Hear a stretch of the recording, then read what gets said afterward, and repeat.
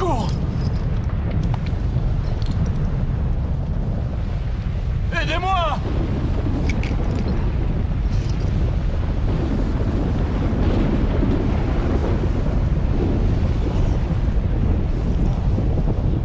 Au secours!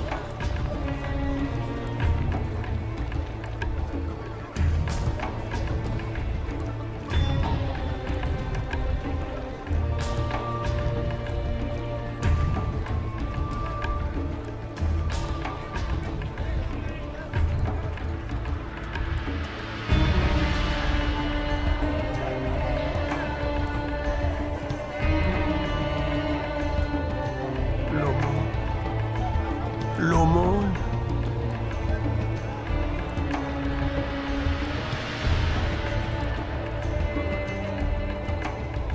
L'aumône. L'aumône. Comment oses-tu me toucher? Tu veux que je sois aussi sale que toi? Je ne devrais même pas te permettre de mendier à ma porte. Pardonne-moi, Seigneur. Pardonne-moi, je n'ai pas mangé depuis des jours. Je me demandais si je pourrais avoir un peu des miettes qui tombent de ta table. Des miettes qui tombent de ma table. Mais alors, que mangeront les chiens? Mes affaires m'attendent. Brûlez-moi ça, c'est infecté.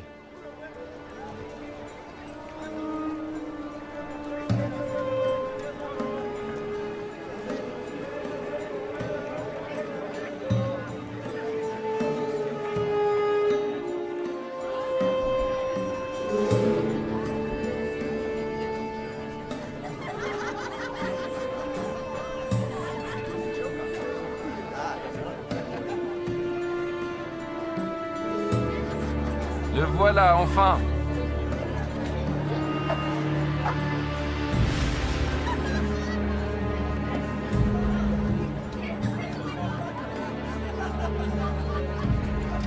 Mon frère préféré.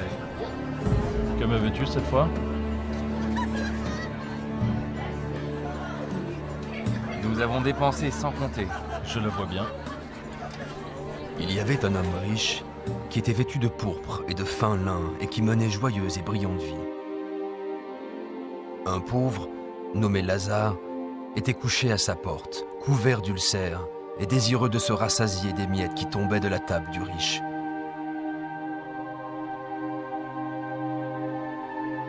Et même les chiens venaient lécher ses ulcères. Oh. Oh. Oh. Oh. Dieu, aide-moi. Pourquoi? Pourquoi? Pourquoi?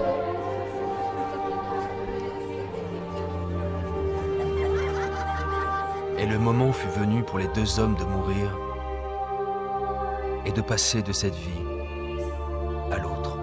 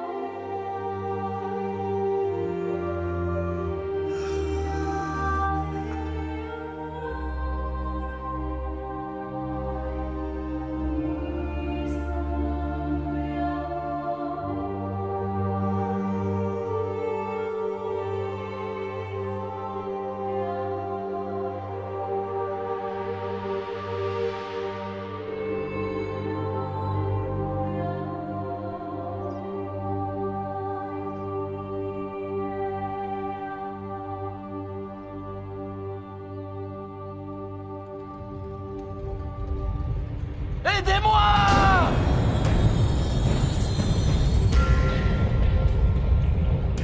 Au secours!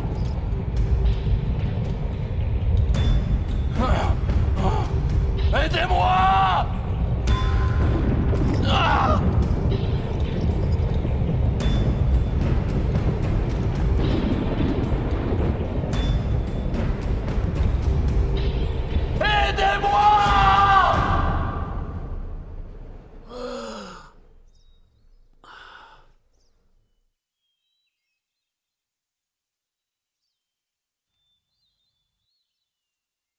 L'aumône.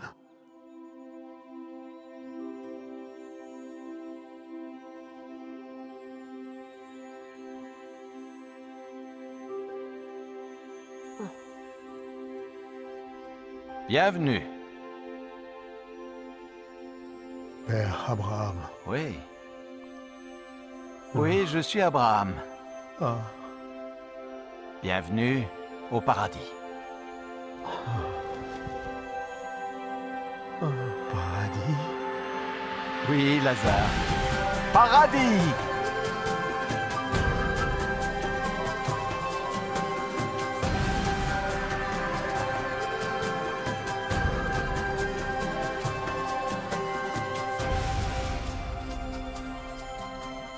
Nous avons préparé un banquet en ton honneur. Oui, oui, viens.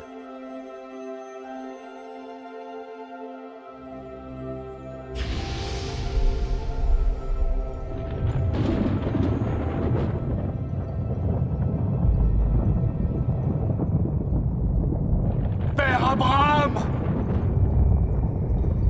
Père Abraham! Aie pitié de moi!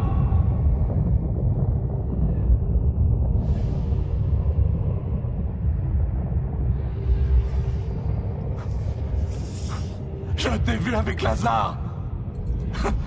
Envoie-le-moi! Pour qu'il trempe le bout de son doigt dans l'eau et me rafraîchisse la langue! Car je souffre cruellement dans ces flammes!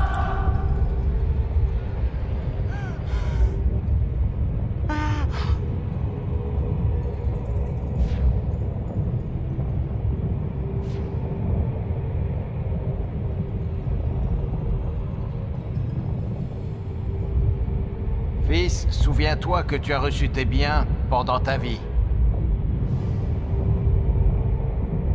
Et que Lazare a eu les maux pendant la sienne. Maintenant, il est ici consolé, et toi tu souffres. Je t'en prie! Je t'en prie! Par-dessus tout cela, il y a entre nous un grand abîme. Si quelqu'un voulait passer d'un côté à l'autre, il ne le pourrait pas. Et personne ne peut traverser de toi vers nous. Père Abraham, il y a une chose que je veux te demander. Envoie Lazare dans la maison de mon père, car j'ai 5 frères, pour qu'ils les avertissent, et qu'ils ne viennent pas eux aussi dans ce lieu de tourment.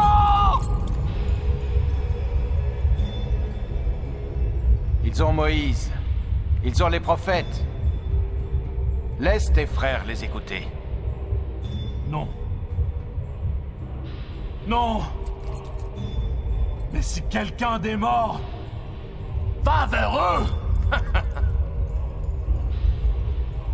ils se repentiront. Non, s'ils n'écoutent pas Moïse et les prophètes, ils ne se laisseront même pas persuader par quelqu'un qui ressusciterait des morts. Je t'en prie. Non. Je t'en prie. Non. Je t'en prie. Non.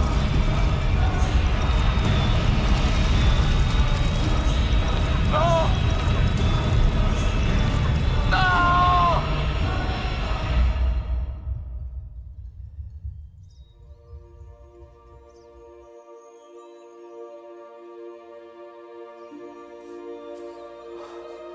Lazare, viens dans le lieu que ton père a préparé pour toi.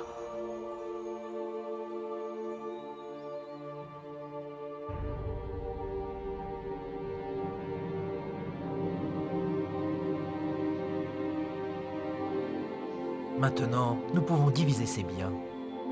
Nous serons tous riches. C'est ce qu'il aurait voulu.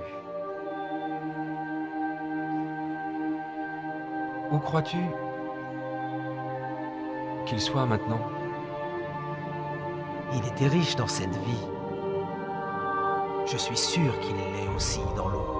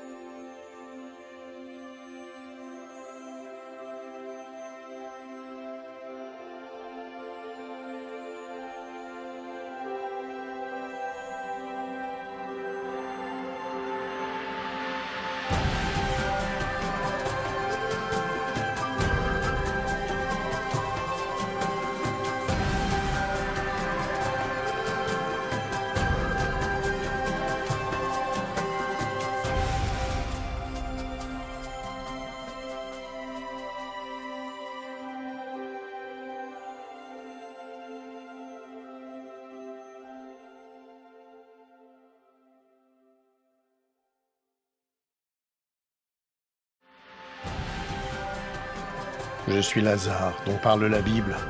Vous en apprendrez plus sur moi et cette histoire dans Luc 16, chapitres 19 à 31. Qu'avez-vous appris de cette histoire? Comment pouvez-vous appliquer cette histoire à votre vie? Laissez-moi vous raconter certaines des choses que j'ai apprises de cette expérience. Ce que Dieu m'a enseigné.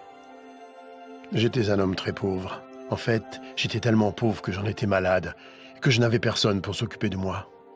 Même les chiens venaient me lécher. À cause de ma condition, je me sentais insignifiant et sans espoir dans ce monde. Mais ma foi en Dieu n'a pas vacillé.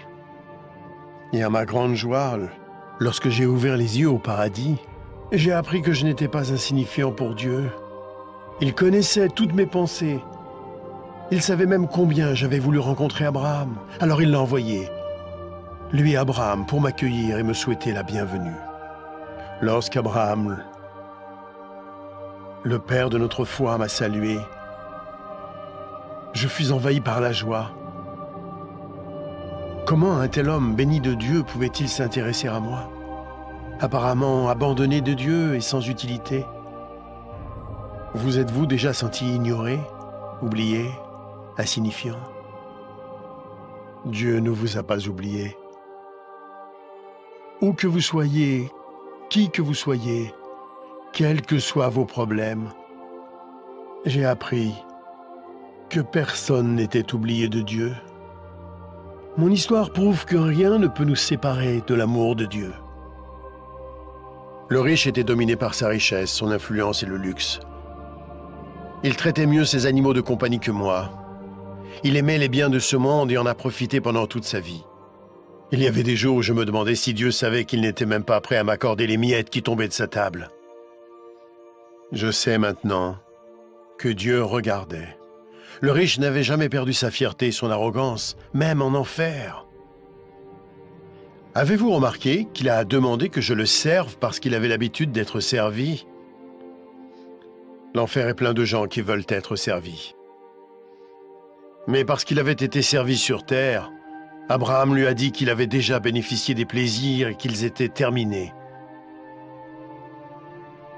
J'ai appris comme il est important pour Dieu que nous servions les autres sur terre. Plus spécialement ceux qui sont faibles et qui souffrent. Mon histoire illustre la façon dont Dieu veut que nous utilisions notre argent, nos biens et notre influence. Il est clair qu'une courte période nous est accordée sur terre pour tester la façon dont nous utilisons ce que Dieu nous accorde, pour nous-mêmes ou pour les autres. Ce n'est pas faux d'avoir des biens ou d'être pauvre. Ce qui est faux, c'est de refuser de servir les autres. Jésus-Christ a dit que même lui était venu servir, non pour être servi. Si vous utilisez l'argent et tout ce que Dieu vous a donné pour servir les autres, il sera satisfait, quoi que vous possédiez. Vous pouvez vous interroger sur l'enfer et le paradis, et sur ce qui arrivera après votre mort. Christ viendra au dernier jour pour juger le monde. Le jour du jugement, le méchant sera envoyé en enfer, un lieu de tourment terrible et infini. Mais le juste sera emmené au paradis, un lieu glorieux et heureux où il sera pour toujours auprès du Seigneur Jésus-Christ. Il y a tellement d'autres choses que Dieu veut nous apprendre. Notre prochaine histoire va poursuivre cette aventure.